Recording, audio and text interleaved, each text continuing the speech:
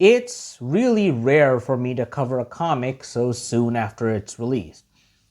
But this particular issue just stirred up a bunch of emotions in me that I felt I had to address, most of them being negative ones.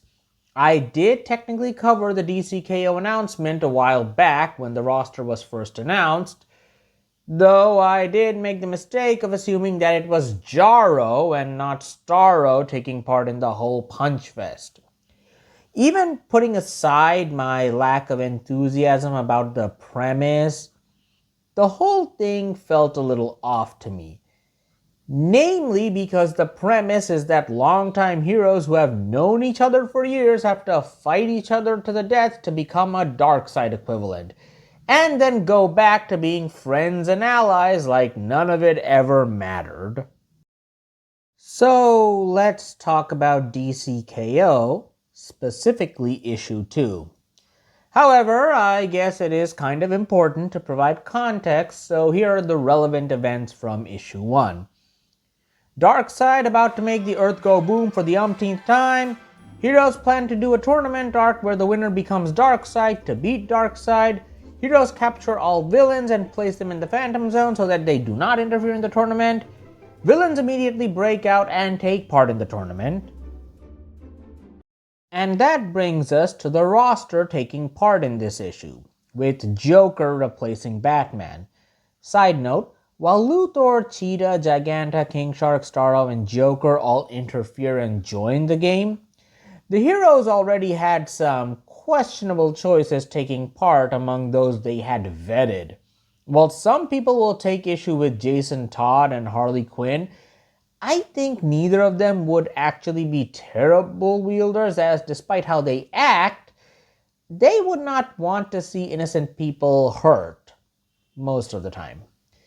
Cannot say the same for Etrigan the Demon, who is unreliable at the best of times, and goddamn Lobo. Before we go in, I should mention, this is not about power scaling or similar stuff like that. While there are problems with power creep in comics, I'm not going to complain about that in this issue. Well, okay, there's one thing. No, my issues are related to characterization and continuity, which broke my immersion while reading this issue. Anyway, we see our participants teleport in. I appreciate the look of shock on Superman's face as he just saw his friend die in front of him. Good touch there. The Heart of Apocalypse does its spiel. The challenge in this one is a treasure hunt, with the prizes being the most powerful items in the universe. Blue Beetle Scarab.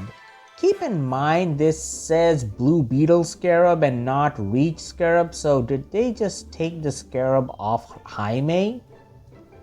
God Killer Sword. Makes sense. Moving on. Warlogog. Again, very powerful item. Adam's Belt. Didn't both Atoms have their belts? Is the heart duplicating items? Mother Box. Sure, makes sense. Psycho Pirate's Mask. Haven't seen that in some time. Thor's Hammer. No, the Thor you're thinking of. This is DC's Thor's Hammer. Bane's Venom. No. Just no. Speed Force Ring. Okay, the only thing that a quick Google search shows me is that this was an item in the game DC Universe Online. As to my knowledge, there is no such thing as a Speed Force Ring in the comics itself. I could be wrong though. Power Rings. Man, it's sad to see how far the Power Ring has fallen, to the point where all of them are at the same level as Bane's Venom. Genie Pen. Okay, are these copies? I thought Jakeem was the only one with a Genie Pen. Claw of Horus. Why wouldn't Hawkman bring that with him to this tournament? Soul Taker's Sword.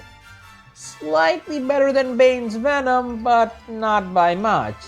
Lasso of Truth. Okay, these have to be copies, right?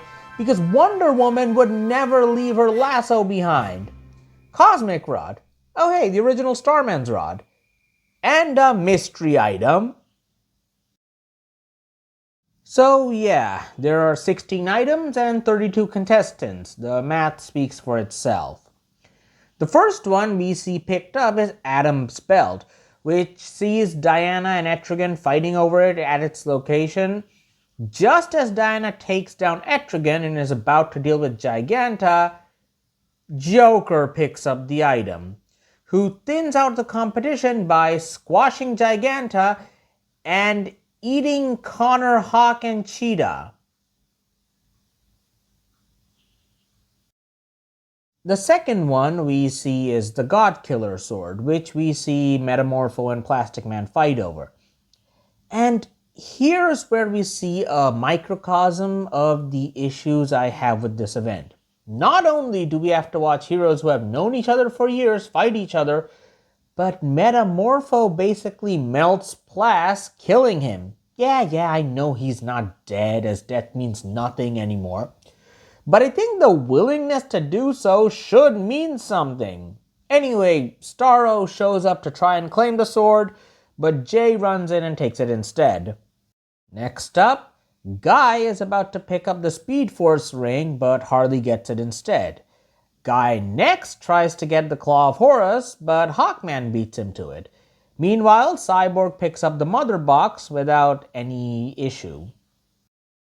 We then see Swamp Thing, Big Barda, and Etrigan fight over the Soul Taker Sword of all things, as Lobo wisely ignores it in favor of Bane's Venom.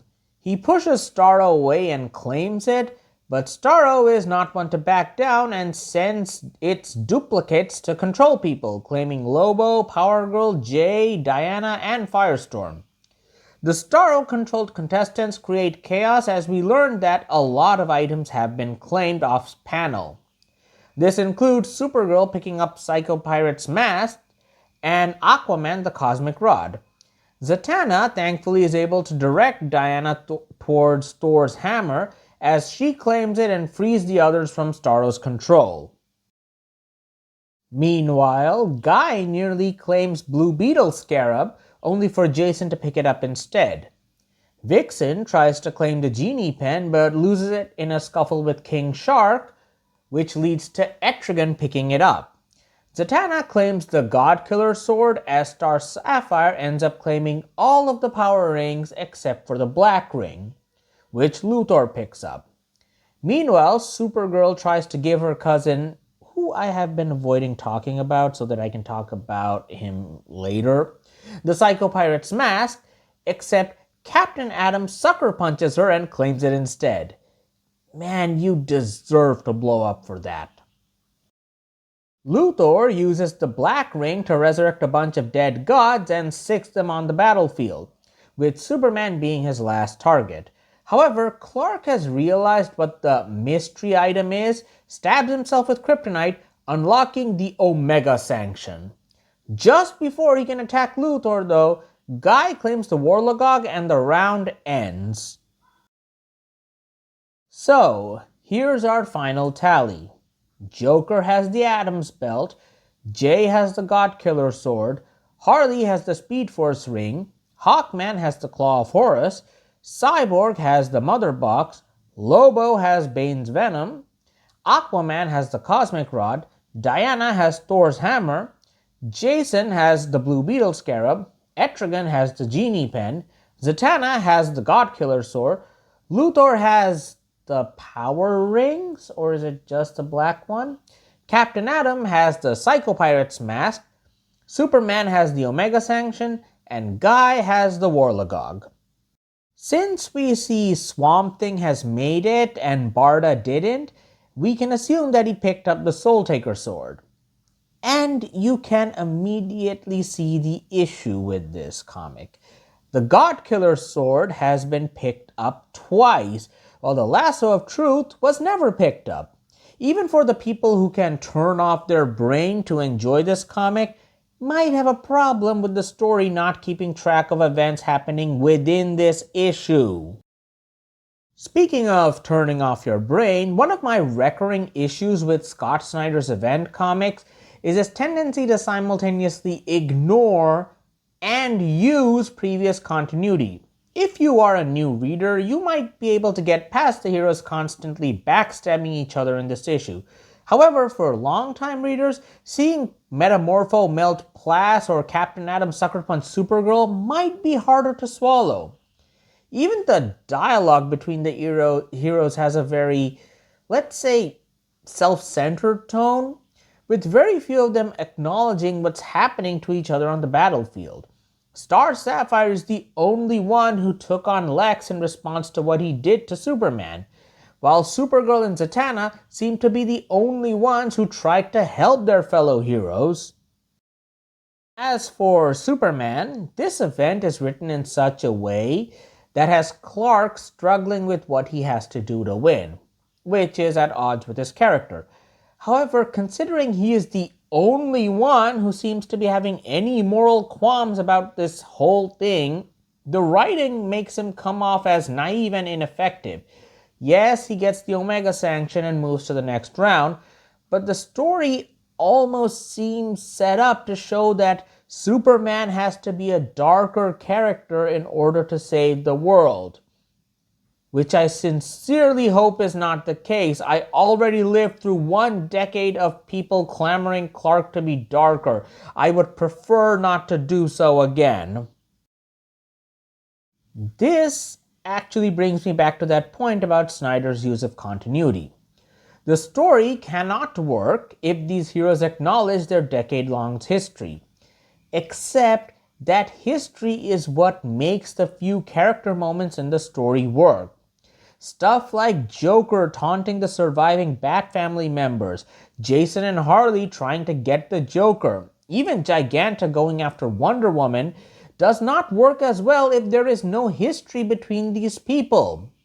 The whole Lex and Superman thing, their bitter enmity, side note, which to my knowledge was not as bad in recent memory, so Snyder has Lex be really mad that he was put in the Phantom Zone in issue 1 so that the story can milk their relationship. Between this and his Justice League run, that's twice that Snyder has undid Lex's character work. Only works if they have that history.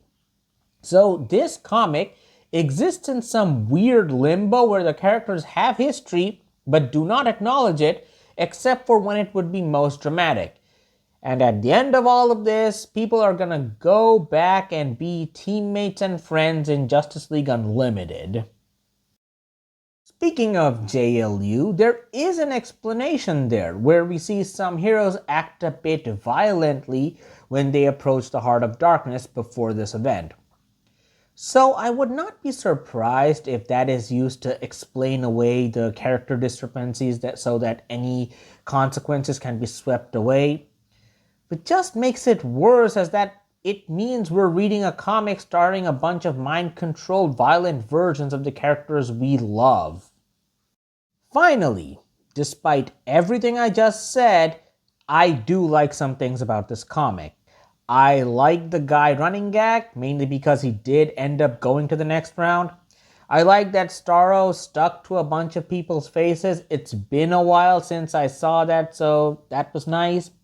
I did like the moments with Zatanna and Supergirl as they were still heroic despite everything going on.